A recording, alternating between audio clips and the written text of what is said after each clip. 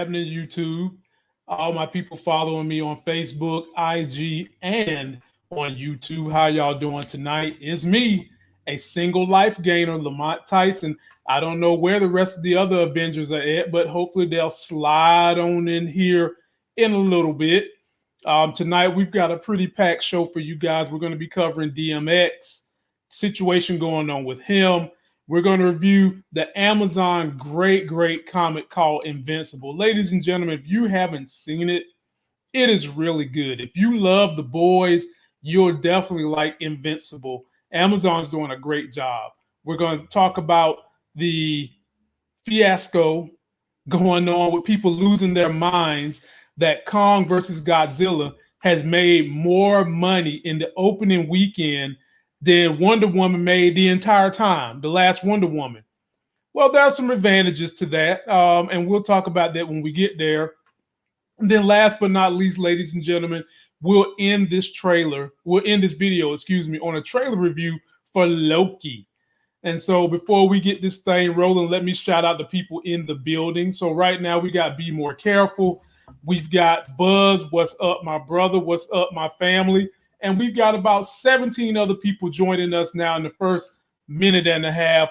Be sure all of you guys like the video, share it, binge watch some of the other content on the channel. And let's go on ahead and get started.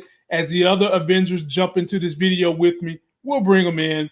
What's up, Tressa C? Glad you're in the building. Let's start out with DMX, my people, because it is a chaotic situation going on with him and his family right now. He got into some issues over the weekend that got him in the hospital, stopped his heart. Let's take a look at the news clip and then we'll break it down piece by piece. Rapper DMX, whose real name is Earl Simmons, is in critical condition here at White Plains Hospital. TMZ is reporting the 50-year-old musician and actor overdosed Friday night at his Yonkers home and went into cardiac arrest as he was rushed to the hospital. His attorney wouldn't confirm the overdose, but did confirm the heart attack. Earlier this evening, personal attorney Murray Richman said DMX was taken off life support, but late this evening he admitted he was misinformed and apologized, saying DMX remains on life support. Still, Richman says the prognosis is not good. It would be disingenuous of me to suggest that I'm not a worried man at this particular point. Richman has been defending DMX for 25 years, including on tax evasion, in which the rapper spent a year in jail. I've been with him through thick and thick, never thin, plenty thick. DMX has a history of substance abuse and reportedly checked into rehab in 2019 while on tour celebrating the 20th anniversary of his platinum album, It's Dark and Hell's Hot. The rapper has been candid about his struggles with cocaine addiction and once told a reporter that he first used crack at 14 years old.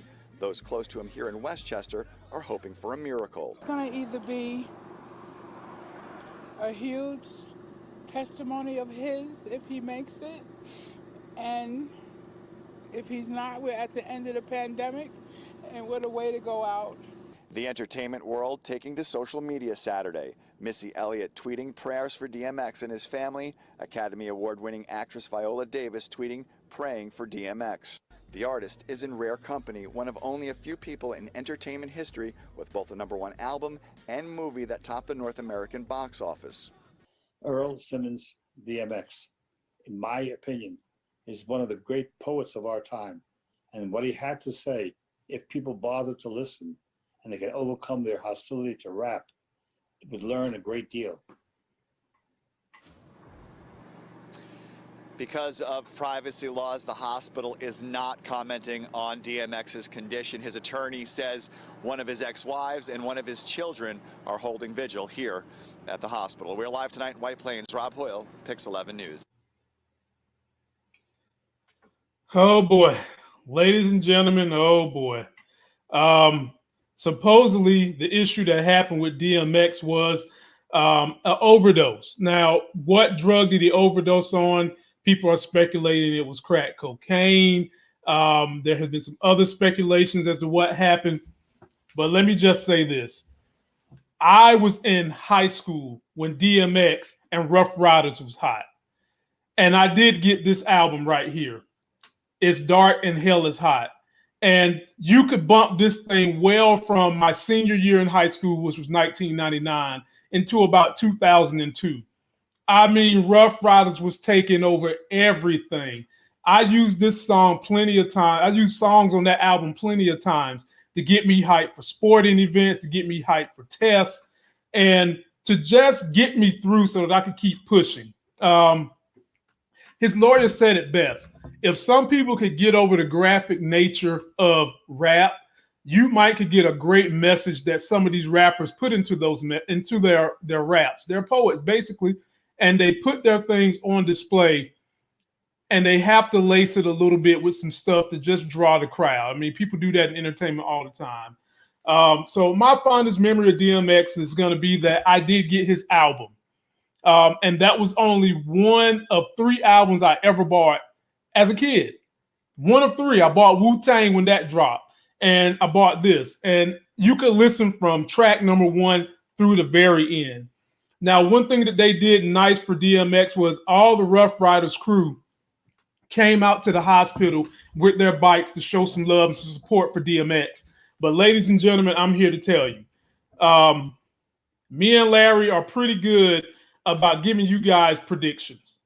And unfortunately, just listening to the nature of how his heart stopped and just the nature of the fanfare, I'm going to make another prediction, ladies and gentlemen.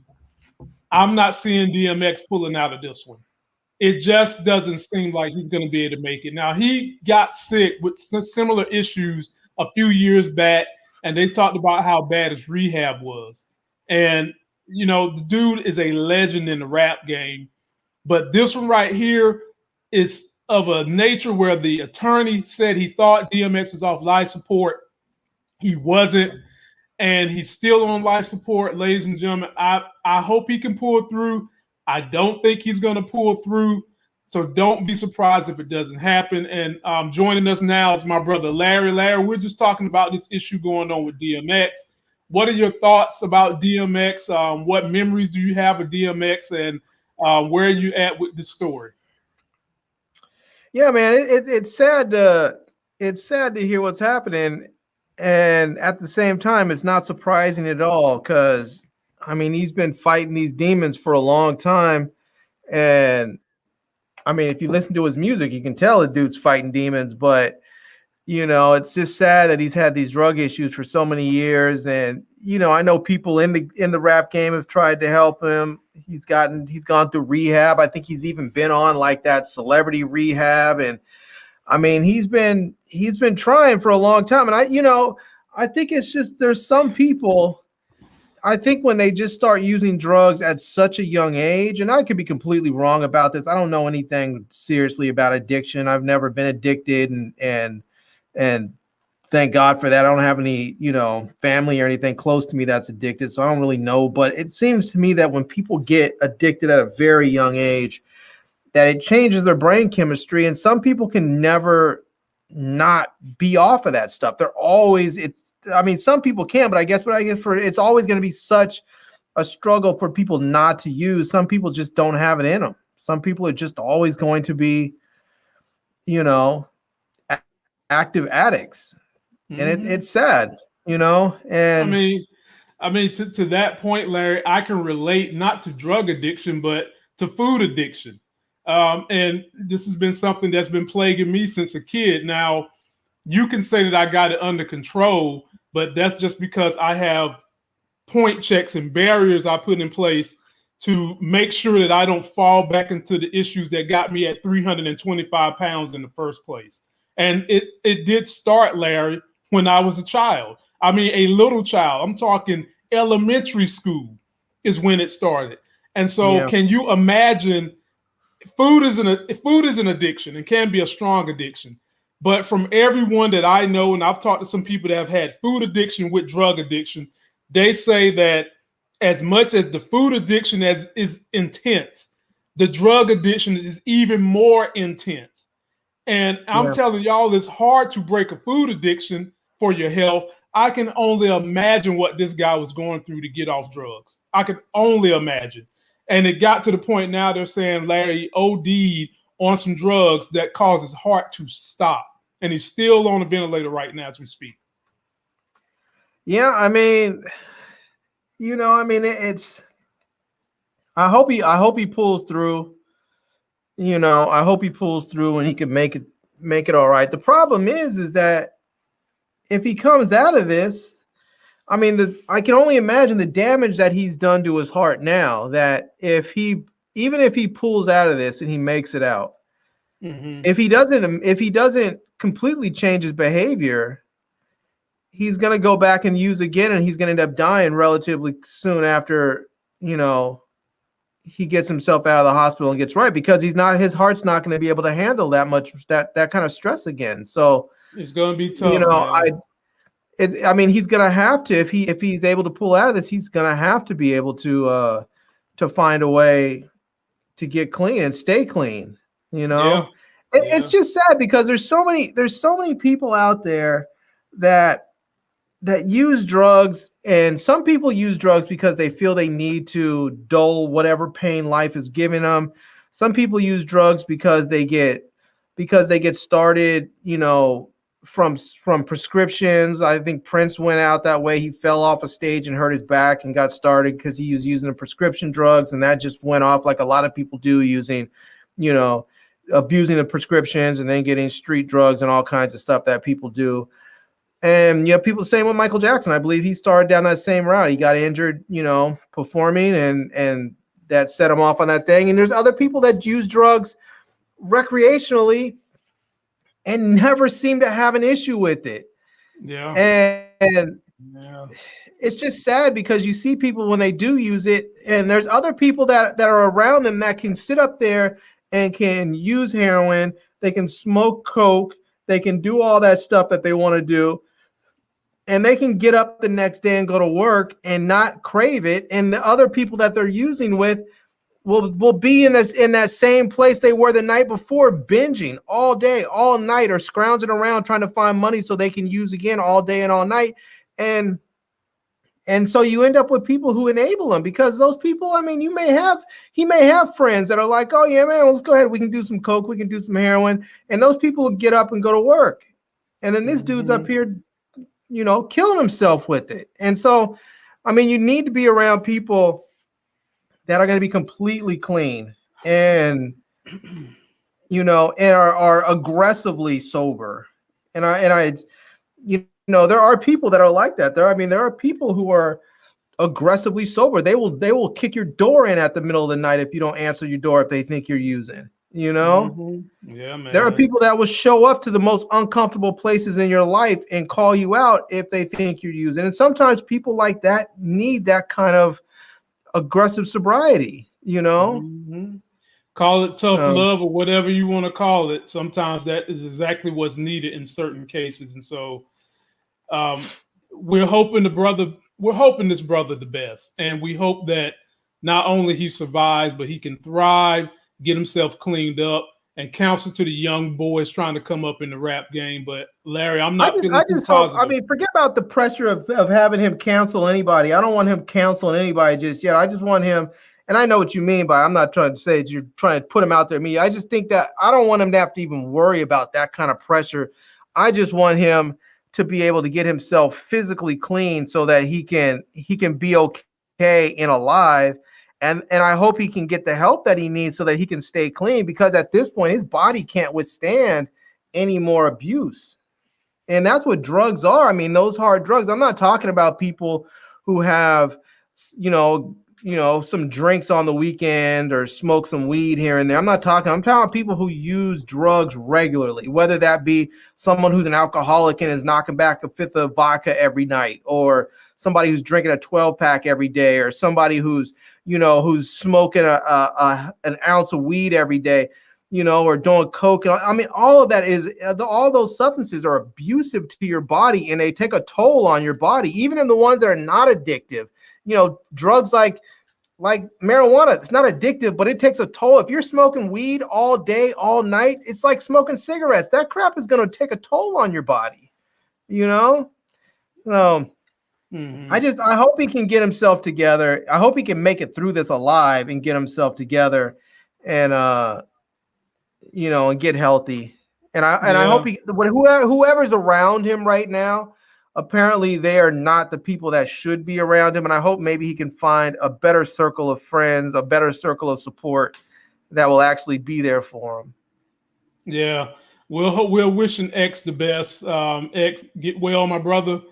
Try to get back rehab and get back on your grind, my brother. But like I said, ladies and gentlemen, just being a respiratory therapist and dealing with these situations, I'm not seeing the greatest. I really don't. I just got this sick feeling. I hope I'm wrong, but we'll let you guys know as the story goes on. So that was the saddest story I had for you guys today.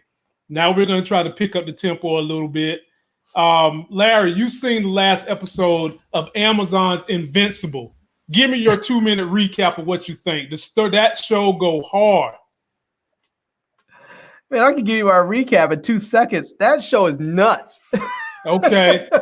Well, that's Larry's 2-second review. Let's take a look at one of the clips from this last episode, ladies and gentlemen. We're telling you. This show is a must watch, especially if you like The Boys.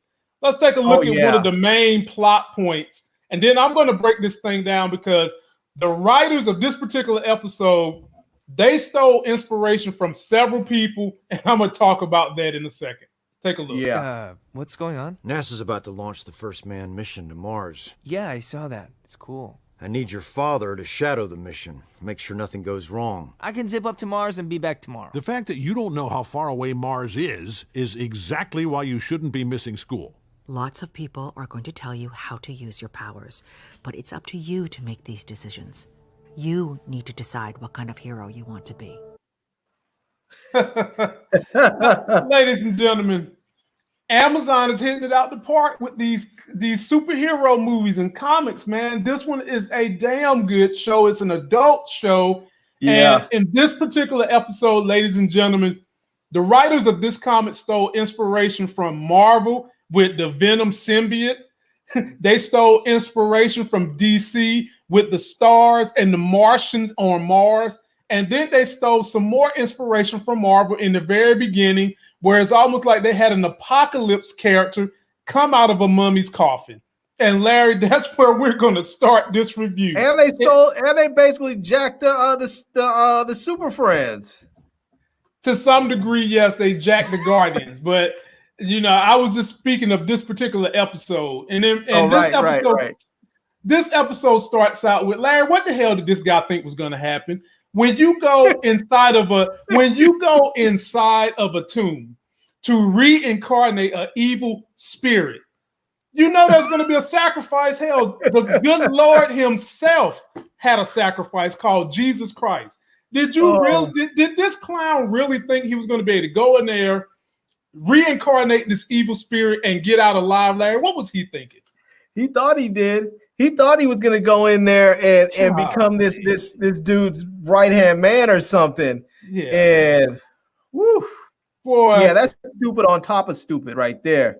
Exactly, man. And before we move on, let me shout out my brother here. Big time Mike Willie coming through with the super chat, my people. Watch out. This brother said he's going to join us on the show one day. And y'all know when I get these type of super chats, the mission for me having these super chats is to free up time that I can bring on my subscribers on the show so they can get their voices out, new upcoming YouTubers who want to grow their models so they can get their voices out, and to continue to be a voice of networking for us African-American YouTubers. And when you guys super chat like that, you give me time to do it. Oh, man.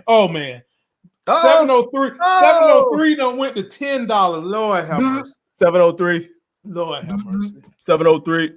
Boy, Buzz, man, look, I appreciate you. And when I come through your community, me and you're going to hit that gym, and we're going to do some heavy-ass lifting.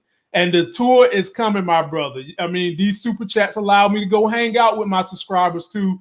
And that's why I'm so grateful for you guys sacrificing a couple of dollars to help a brother out. So thank you, Buzz. I'm going to come through with them, Buzz.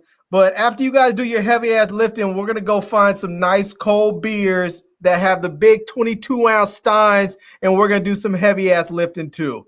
We're going to go and lift just like this. Go get us a nice big beer stein. And I bet he is. And so back And to we don't even have to worry Invincible. about driving because Lamont's going to have his fancy Tesla with its self-driving. It's just going to say, take us home. Yeah, it'll take you home now. It'll take you home, but you still ain't supposed to be inebriated in the car now. They pull you over, you're inebriated. It's going to be 3 brothers in a car too. I don't want them kind of problems. So what you do is you hop in the passenger seat when the cop says, who's driving? You say, well, I thought my friend was. I got in the car. I punched in my home address and the car just started going. I thought my buddy was with me, but I don't know. Shout out to Rap MD TV. He's an ER doc, or she is an ER doc. Forgive me if I got the gender wrong. Nice. I agree. It's not looking good. I mean, us folks who's worked in the ER, we've seen this before. We know. That's why I said, as a former respiratory therapist, and I worked ER before I started working with the kids, these situations like this never look good. So shout out to that person watching us. We appreciate you. And now back to this review, Larry. So after homeboy gets mummified and gets his spirit taken over by whatever, I'm going to call the ghost in there Apocalypse. That's what I'm going to call it. This was Apocalypse. All right. They cut to Omni-Man and Invincible. Omni-Man is trying to teach the son how to go faster, how to do stuff. And it seems like, Larry, for a minute, it seems like Omni-Man is on the up and up, but we already know he's not. So, Larry, why is he putting up this facade with his son? Why do you think he's putting up this good guy facade with his son? You want to protect his son from his dirty deeds? I think on one level, he wants to protect him from his dirty deeds. I think he wants to be able to make, I think part of it is too, he wants his son to be able to protect himself when the time comes and he has to defend himself. I think he wants him to do that. But also, I think he wants his son to be a worthy partner, because I believe at some point he's going to tell his son what's what. Mm-hmm. And I don't know if it's going to be because he's forced to, or if it's going to be because he wants to and he wants to tell him what his plans are. Mm-hmm. So, because I think that somehow, like, he's making it out to be that these Viltrians or Viltron, what do they call themselves again? I forgot. V somethings. Yeah, they're from Viltron or Viltrim or something. Anyways, whatever they call themselves, I think there's more to it. I don't think those people are as innocent and as righteous as they claim, because they make it seem as if once they all come of age, they go to a different world someplace and they defend that world and they're that world's champion. Mm-hmm. I don't think so. I think they might go to that world and do that, but then I think they might also sort of take over and rule that world. And yeah, I think getting a lot of those vibes too.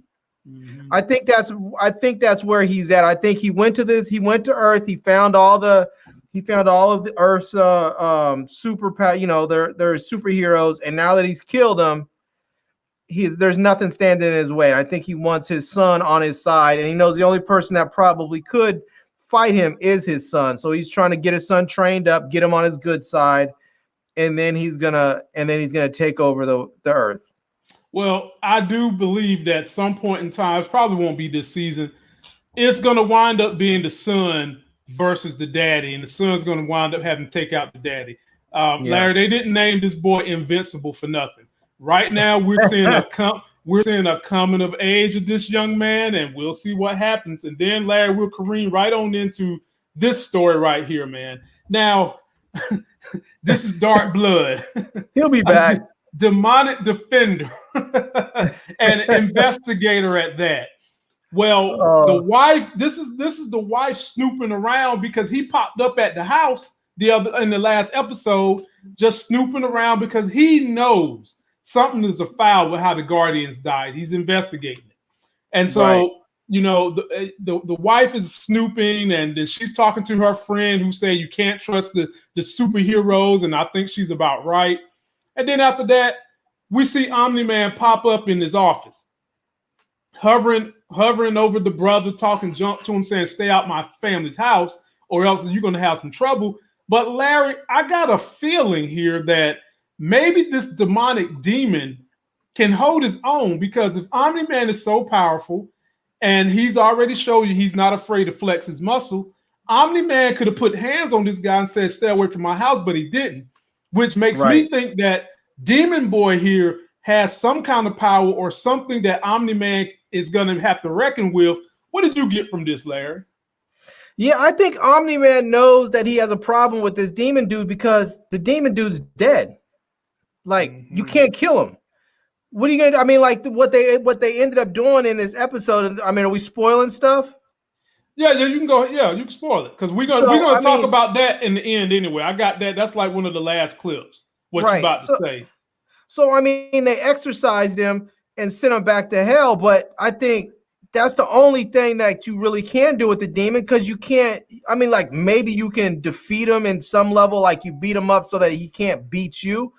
Right. But that's kind of the most that you can do. You can't kill him. Like he was able to kill all the rest of the Guardians. You can't kill this demon because he's already dead. So you can't do nothing with him. And you know, considering he knows the power Omni-Man has, he stayed calm, cool, and collected the whole time. He didn't flinch. Hell, he basically said, I'm gonna be on that ass regardless because I know something's running afoul. So yeah. We haven't seen the last of him, ladies and gentlemen. Trust me. Nah, he'll be back. He'll be back. And then this was funny to me, Larry. We get on to Brother Blue. It killed his brother in the last episode, twin brother. And we find out that he's taking his own DNA. He had to use a damn drill to drill into his skin because it's so thick and tough to create the blood to make his twin brother, his own DNA splice. And Larry, what are we going to do with these two blue balls? Oh man, these dudes are just a mess. They're comedy though. They're just straight up comedy. They are and funny. The fact that that dude was just feeding all kinds of meat up into that thing to get his brother growing, that was just hilarious and gross all at the same time. Yeah, it was, ladies and gentlemen. You've got to jump on this show if you're missing out. Now, here was a plot twist, Larry. This is when we start seeing that there's like 5 different narratives going on in this story that they're going to have to culminate at some point in time. So we learned that Robot of the new Guardians is trying to take blood from these heroes. Larry, he took Homeboy's blood, and you see the needle going back into his arm right now. Then we later see at the end of the show that he's going and kneeling at the behest of some creature he's creating.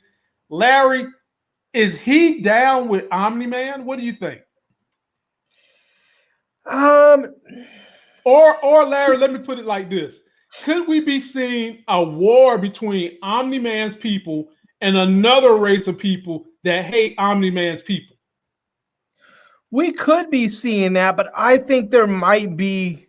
I think that this robot might be a fail-safe system. I think there's people that are recognizing that Omni-Man can't be trusted, and maybe they're trying to generate some sort of some combo super hero that will have all these different superheroes' powers combined so that they can defeat him or something. I don't know. I don't know, Larry, because this is the thing that he was kneeling at the end of the episode, and that don't look like nothing that's going to have a good thinking process.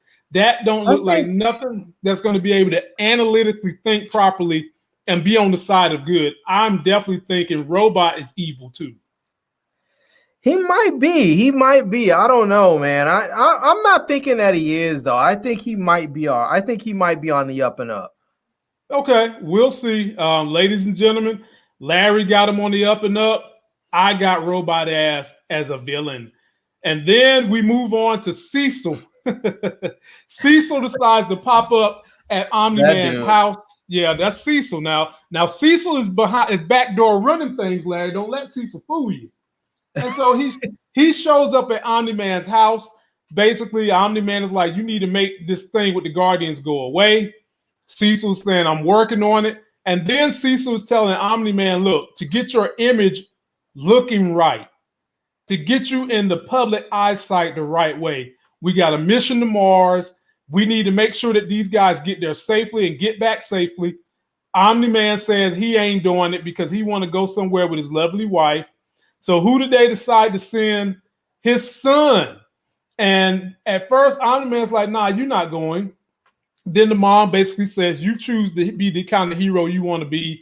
And so the son decides to tell his black boot thing, you know what, honey, I'm going to have to go away for a little while, about 2 weeks. I'll be back. Larry, when you found out about this situation right here, didn't you automatically know something was going to go wrong on this trip to Mars? Oh, definitely. I mean, definitely. You knew something was up. I think the dad knew there was something up on Mars too. That's why he was telling his son don't go. And see, You know? Cecil knew. Cecil knew from jump, and he ain't Omni-Man don't know. And obviously Cecil knew what the weakness was of what was going to be a terror in Mars. And so the next clip, we see the son accompanying the ship, and they don't even know, ladies and gentlemen, that the son is accompanying them. They don't know.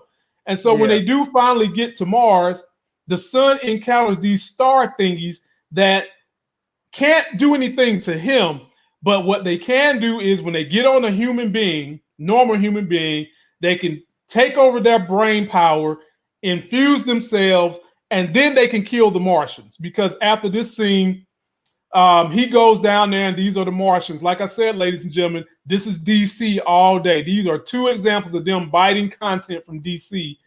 Go down there. The Martians have taken the humans, and they're explaining to Invincible, look, when these star thingies get on humans, it's a problem for us, and it's damn near a problem for y'all. And that's what these things look like. So, Larry, take me through what was going through your brain through all this. Yeah, man, it was. When I saw those starfish things, man, I'll be honest with you, man, I was just laughing. It was so funny to me. All this stuff, it was just so over the top ridiculous. I'm telling you, that ain't ridiculous, because the other day when we was talking about the stars in DC, me and E-Man was up here with you. This is exactly what we're talking about. They have a huge star that Superman had to make a deal with to keep in his fortress of solitude, because they would jump on you, get on your face, and take you over and make you do their bidding. And I'm telling you, this comic took inspiration from that DC storyline. All right. And not to mention that, but then we got Martian shapeshifters, which the Martian Manhunter is a shapeshifter. Shapeshifter, yeah. So I think it's those starfish things that cause that shifted, because once they get on you, then they shift in. They turn in you. They can turn into you, because when they show the last scene, one of the astronauts wasn't the actual astronaut. It was one of these things, because the astronaut was back on Mars still. Mm-hmm. And so once it gets on you, it can turn into you. Yeah, but here's the problem, Larry. That thing is about to come back to Earth. It is, yeah. That's a problem. And yeah, that is a problem. The only people that are going to be able to withstand this thing are super people. And you've got, listen to these storylines, Larry. You've got Apocalypse coming out of the tomb. We don't know where they're going to go with him. God almighty. You got the demon that has been sent back to hell. We know he's going to have to come back. Yeah. You've got Omni-Man killed the Guardians, so somebody's still got to finish investigating that, and eventually the Sun is going to have to go against Omni-Man. And now you've got these Martian star thingies that are on Earth that are going to be trying to eat flesh. Lord have mercy. Yeah. Ladies and gentlemen, and then at the very end, they send my man back to hell, because he's one of the only few people that can probably deal with Omni-Man and any of these other soups. If you guys are not watching this show, you are missing out. It drops every Friday night on Amazon. Please, please go check this out. Any closing remarks, Larry? Yeah, man, Rexplode, that dude is the best. Yeah. That's the dude that runs fast. I love what's his name? Jason something, Manzukas or something like that. That dude is hilarious, man. Yeah, I love that dude in everything that he's in. Yep. All right, people. Now we're going to talk a little bit about Kong. Decent movie. Let's take a look at some of the action from it. Then we'll talk about some of the controversy. People out here in their feelings again. DC fanboys. Y'all are just making everybody feel very upset right now. Here we go.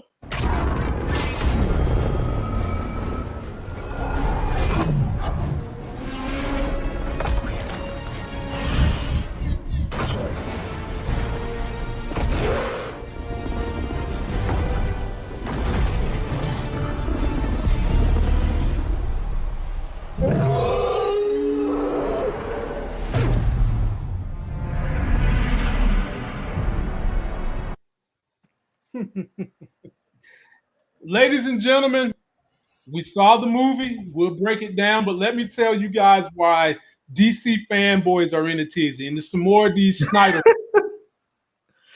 Those dudes, man. Those dudes are just This they're pitiful. Yeah, man. This movie in one weekend has already made more money than Wonder Woman 1984 made altogether. Now, you Snyderverse dudes who are here having a heart attack, keep in mind, this movie was in more theaters than Wonder Woman was. And in all honesty, this movie was better. Storyline might not been worth nothing, but ain't nobody come here for the storyline. We came here to see monsters fight. We came here to see good visuals, and that's what we got. And so, Larry, what do you have to say to the Snyder folks who's mad that this movie is doing better than Wonder Woman did? What is up with that? I mean, Wonder Woman was just a bad movie. It was a horrible movie. Horrible. I'll say it was mediocre at best, but it was just it was a bad movie. It had a terrible villain. Wonder Woman was running around just in her feelings about Steve Rogers, and it's sort of like that silly test. It's like, can't you make a movie about a woman, a superhero that's not dependent on her falling in love with some man? How come you don't see people up there running around, and it's like even when you have stuff like Black Panther and Captain America and Falcon, Winter Soldier, all this. They're superheroes. They're not dependent upon them falling in love and being tied to some woman. I don't understand why they can't make a female superhero that's not dependent upon being tied to some dude. Just make her a hero. I'm gonna have to disagree with you on that one. Thor, his ass is tied to Natalie ruined Thor Portman. Yeah, but his storyline isn't dependent upon her. It's not. Well, I would say Wonder Woman's storyline wasn't dependent upon Steve. They could have took him out. They could have, but they didn't. That's my whole point. I don't understand why they didn't. This whole movie was based on it was all tied to him. It was all this bringing him back to life crap. It was like dude died in the first one, and now you couldn't figure out a way to make her a superhero that's awesome and relatable without bringing in this old love dude. I mean, it was just that movie. The more I think about that movie, the more I dislike it. Well, I'm gonna disagree with your premise. You could have made the movie good and have the love in it, because we see it with men all the time. But the movie was just horrible. I guess I may not be explaining myself right. I'm not saying that you can't make the movie, that you can't have a love interest in the movie and it not be good. Because I mean, in Black Panther, for instance, they had Nakia and T'Challa that were loving on each other, and that was fine. But if that relationship were not a romantic relationship and just a straight business relationship between King and Spy, it would have been fine. It would have worked out just as well. But you don't. And the reason for that is his story, his journey was not dependent upon his relationship with that woman or any woman for that matter. And that's the problem that often they have with female superheroes. They don't let them operate independent upon some love interest with a man. Well, they let my girl Brie Larson as Captain Marvel operate independent of any man. They did, and it was a terrible movie. It was not terrible, man. It was better than Wonder Woman. Captain Marvel was hot garbage. It was not hot garbage. And we'll get back to the subject matter, which is Kong versus Godzilla. I thought the movie done exactly what I wanted it to do. I saw monsters fighting. They did put in a couple of little things in there to try to add a little cuteness. You basically had a symbiont, basically, for each monster. You had Millie Bobby Brown, who was the child person for Godzilla. And then you had, where's this little cute girl at? Not you. Where is you at? You had this girl who was all caking up for Godzilla. King Kong. And the premise of the movie was they was fearing that Godzilla was going crazy. And so they wanted to send King Kong to the center of the earth, and they had a specific name for that place where he could, in essence, help them get the power they need to stop Godzilla. And along the journey, Godzilla finds King Kong because the story is that King Kong and Godzilla's people, ancestors, been fighting each other for years. Okay. Of course, you knew there was going to be a curveball in this shit. You know it was going to be a curveball. The curveball was the people sending them to the center of the earth had deviant aspirations. They was already building a damn Megatroid super robot to kill Godzilla, and they wanted the energy and the life force from this place they were sending them in the middle of the earth to use to power their weapons. And you know what that did? All that did was make King Kong and Godzilla come together to kick the shit out of that Megatroid monster. But Larry, when we talk about the fight scenes, and they even had a podcaster, which was this brother right here, who was the world's leading conspiracy theorist on Godzilla and the Titans. And he winds up linking up with Millie Bobby Brown and this guy, and they warned the daddy that, you know, Godzilla's not bad, he's being provoked. And we just got great visuals, Larry. I enjoyed the movie for the visuals. I didn't come here for some crazy story plot, and I think they did a good job of not trying to flesh out a too crazy of a story plot. I think it was well timed, well done, and I enjoyed the entertainment value of this movie. How about you, Larry? It was okay. It was. I'll be honest with you. I felt like I wanted just a little bit more story. I will give you this: the fight scenes between the monsters were exceptionally fun. They were exactly what I had expected, what I hoped for. But with that said, I was hoping for just a bit more story, so it was a little bit easier to follow along instead of just sort of. I mean, because I could watch this movie again and kind of just skip, fast forward, and go to each fight scene and be cool with it, you know? Yeah. But I'll tell you where I really was like the one dude, what's his name? Julian Dennison, the guy that was in Deadpool. Mm-hmm. I wanted to see more of him because I like that kid. That dude is funny to me, you know? And I want to see more of him. I don't feel like we got enough. I felt like they were trying to do this whole thing where they were splitting up the different groups between like him and Millie Bobby Brown and the podcaster, and then you had like the military folks, and then you had the other dudes that were, you know, that had their own evil genius on there trying to make that big Megatron thing. So I feel like they had these three storylines separated out, and I felt like we didn't get enough of any one of the three, and I kind of wish they would have, you know, I wish they would have maybe cut it down to two and given us a little bit more. And I would have been okay if they would have chose maybe like the podcaster and that kind of crew a little bit more, but at the same time they could have just probably cut them out altogether. I like them because I like their care. I like the people that were playing those roles, but they probably could have got rid of that storyline altogether, and the movie would have been just as good or bad, whichever one you're thinking. You know, that was just, like I said, for me, that was plenty of storyline. I didn't need anything else extra. Oh, man, hold on. I missed this one. Steve Haskins, I appreciate you, my brother, as I'm giving everybody the same speed. When you super chat like this, you allow me to continue to devote time to helping other YouTubers, helping build my audience, helping spend time doing all the things I can do to grow my channel in ways that network. So I'm grateful, and I really, really thank you. Go ahead and give it to him. Give it to him.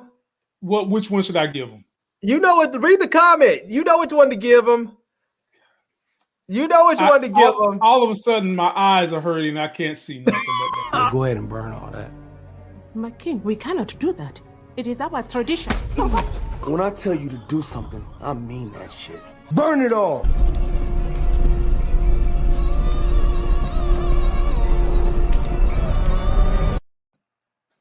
There you go. The true and rightful ruler of Wakanda. Ladies and gentlemen, we've got 70. Please hit those like buttons and follow the content. Lord have mercy. Thank you, Steve Haskin. I appreciate that, Mr. Stephen Haskin in the building. I like that. Larry, my closing word on this movie. Watch it, it's entertaining, but we just got to keep this thing real, Larry. If this was a real fight, King Kong was getting his ass beat.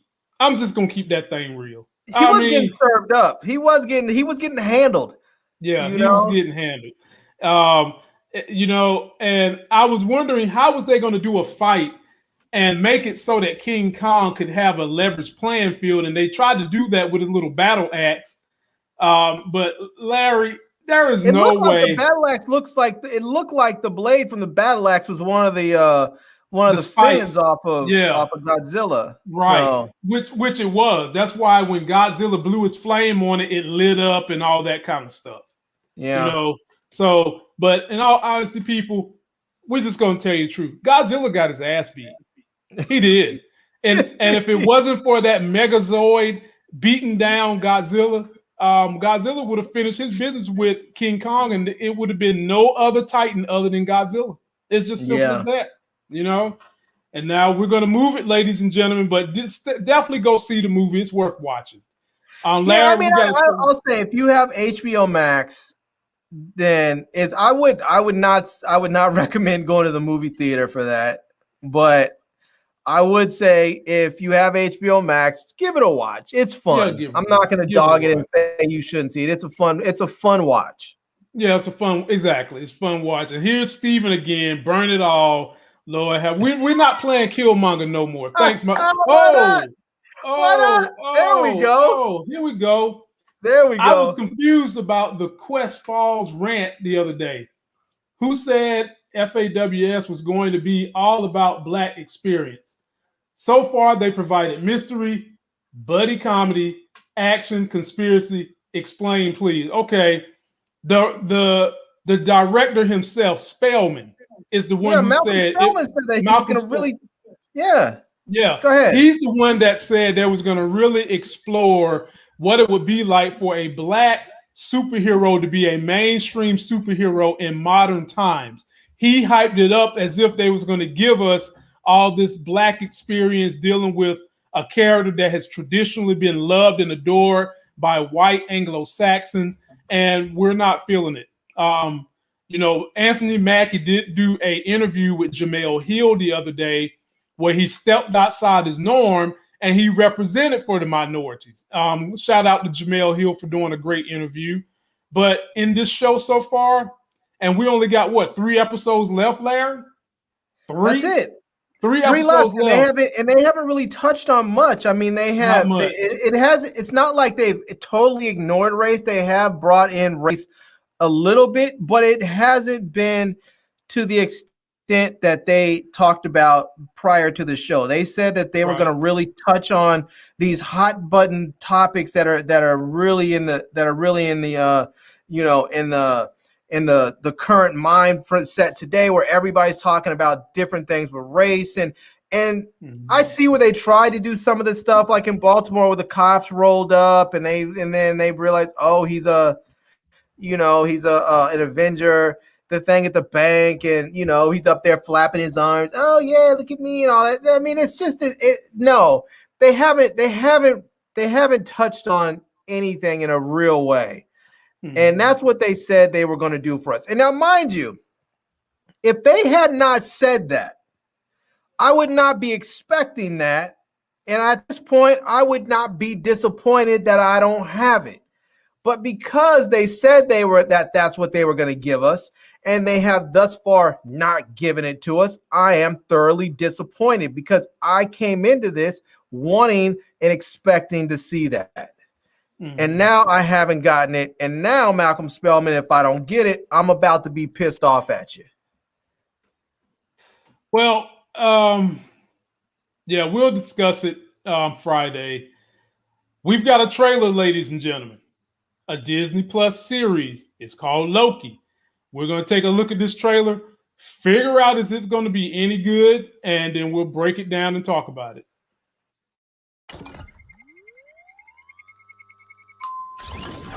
And I see the clowns are playing their parts to perfection. Big metaphor guy. I love it. Makes you sound super smart. I am smart. I know. Okay. Okay.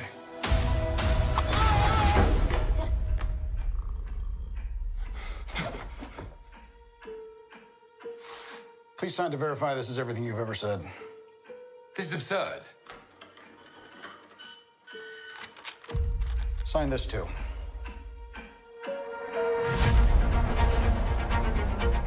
We protect the proper flow of time. You picked up the Tesseract breaking reality. I want you to help us fix it. Why me? I need your unique Loki perspective. Do I get a weapon? Nah.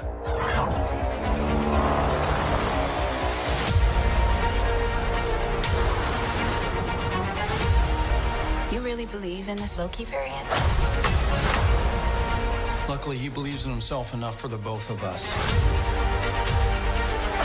Why?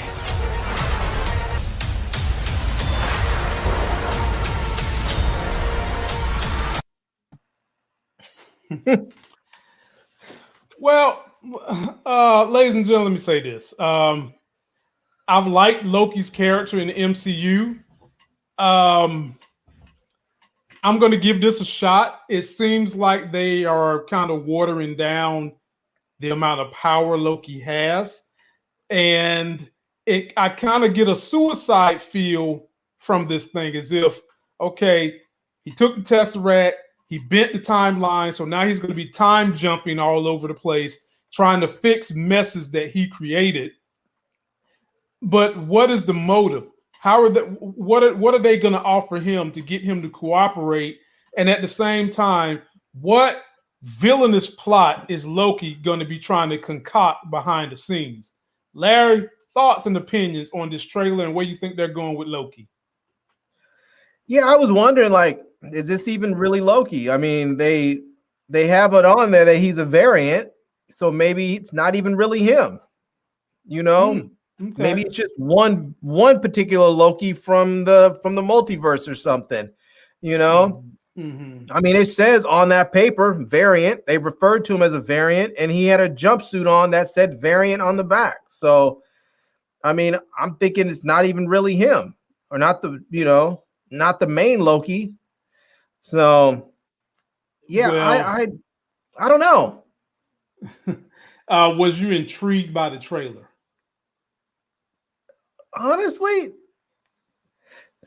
not so much. I mean, it didn't seem bad. It just didn't move me. Mm-hmm. You know, it just didn't move me. It didn't seem bad at all, though. Like, I mean, don't get me wrong. I'm gonna watch it, and I'm hoping that it's awesome. But this trailer didn't particularly move me. I do like Owen Wilson, so I hope he's really good in it. Mm-hmm.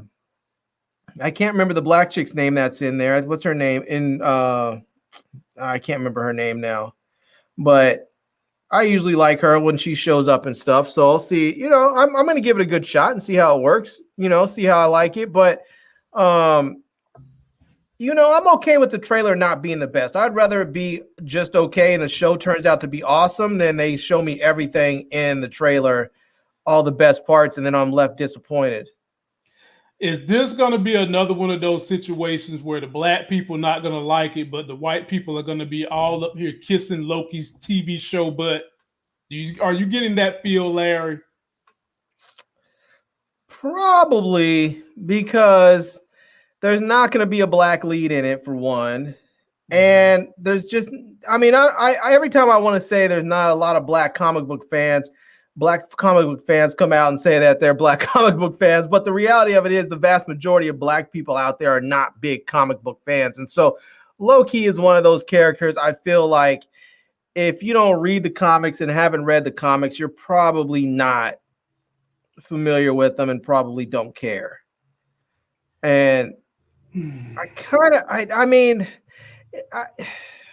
But that's not to say that it can't turn out to be great that everybody watches, because WandaVision was one of those shows where it was sort of started off as a really in the weeds comic book geek sort of thing with a lot of Easter eggs and people not really sort of understanding what's going on, except for people who kind of already knew what was kind of going on, from the comics and understanding what some of the different characters' powers were already. And so I think that it's a possibility that people could be intrigued by it, and maybe we'll get some of that. I mean, I don't know. I mean, I don't really have a lot of expectations on there. And I mean, I'll be honest with you, after Falcon Winter Soldier, I'm sort of tempering my expectations. I don't want to expect too much, because I'll be honest with you, I feel like they should have done Falcon and Winter Soldier first and then WandaVision, because after WandaVision, my expectations were so high for Falcon and Winter Soldier that I'm now let down a bit. And we still have 3 episodes left, so I'm hoping that they will ramp it up, because they did. Even with WandaVision, I loved it all the way through. Some people said the first few episodes were a little slow and weak for them. I liked it all the way through, but they did ramp it up as they kept going on. The episodes kept getting more intense and better and better. And I'm hoping that Falcon and Winter Soldier get that way. And I'm hoping maybe that Loki will be in the same vein, where even if you are not a big comic book geek, that you'll watch this and find it intriguing, and maybe you'll learn something about Loki, who's one of this sort of side characters again, and you can learn something and like him and be able to go further into the MCU and enjoy it more because you know more about the characters. Let us not forget Loki is a god, ladies and gentlemen. And as a comic book, someone who has, I'm not going to say aficionado, but a comic person, to see him undergoing earthly justice and being contained by earthly creatures, it's kind of hard to swallow, because Loki's a powerful god. On Asgard, he had powers. I mean, he could get some things done. He could manipulate people to help him out. And I'm wondering, are we going to get a bit of that in this series? If we do, we're going to be good. I'm not going into this thing with any expectations. I'll look for the Easter eggs. I'll look for the comic references. And hopefully it turns out to be good. And hopefully we can turn on more and more Black people to good comic stories that the MCU and other DC and Amazon is putting out. But this trailer was a classic teaser. And from there, that's where we'll leave it at. So, ladies and gentlemen, please continue to hit those thumbs up buttons. Be sure to leave us some comments, share our videos, subscribe to the channel, subscribe to Larry's channel. Any closing words, my brother Larry? Yeah, I think I'm gonna go live this Saturday. So I'm gonna do my giveaway show. I wanted to actually do it this past Saturday, but I got my second dose of the vaccine and I wasn't sure how I was gonna end up feeling, because people say that you get the side effects on the second dose can be pretty intense. But luckily I didn't get anything other than some fatigue. So yeah, I'm gonna go live on Saturday, probably around 9, 8, 9 o'clock, depending on what everybody, if you guys want to show up, that'd be cool. I'll have to see what your guys' schedule looks like, but it's going to be Saturday and I'm going to give some stuff away. I have a lot of stuff here that needs to get given away so I can make some room for new stuff. So yeah. And always mask up. Yep. Mask up. Get ready for this brother's live until that next Sexy as Hell video live stream, which will be Wednesday night. We're going to get ready to get you guys geared up for snowfall. That's getting hot. We'll see you then. Peace.